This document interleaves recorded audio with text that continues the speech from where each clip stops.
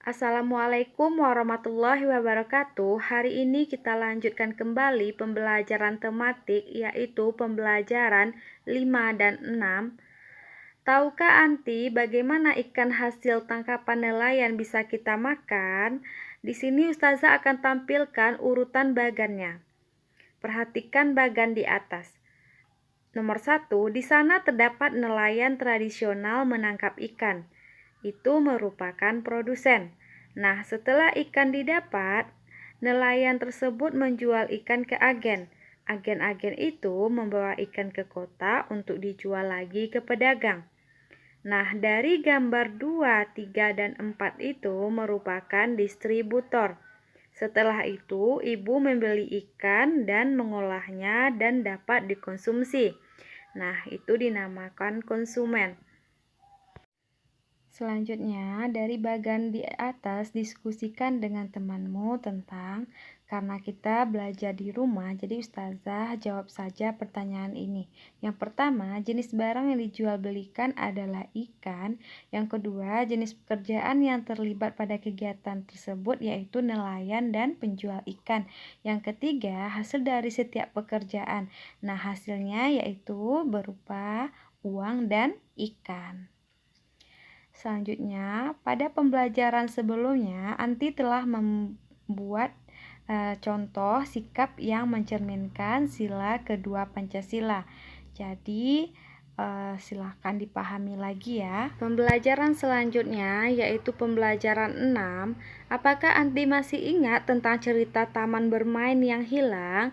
Nah, ayo kita diskusikan apa pesan moral yang ada di dalam teks tersebut.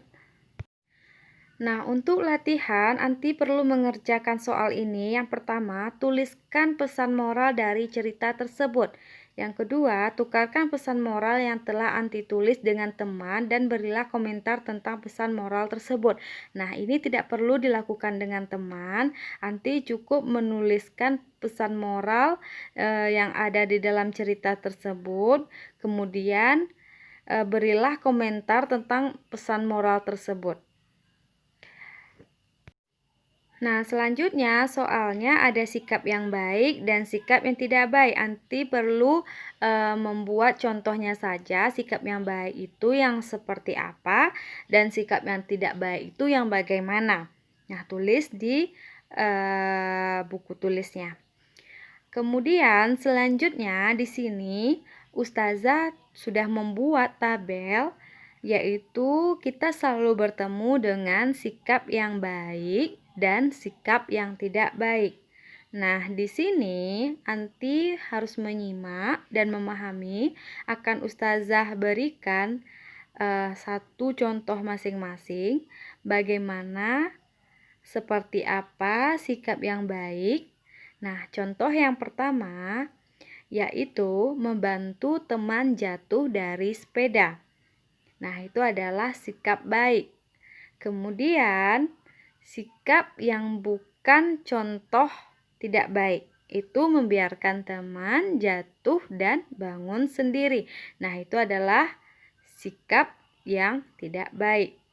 Karena kita harus tolong-menolong. Jika melihat orang kesusahan, kita harus tolong. Ya.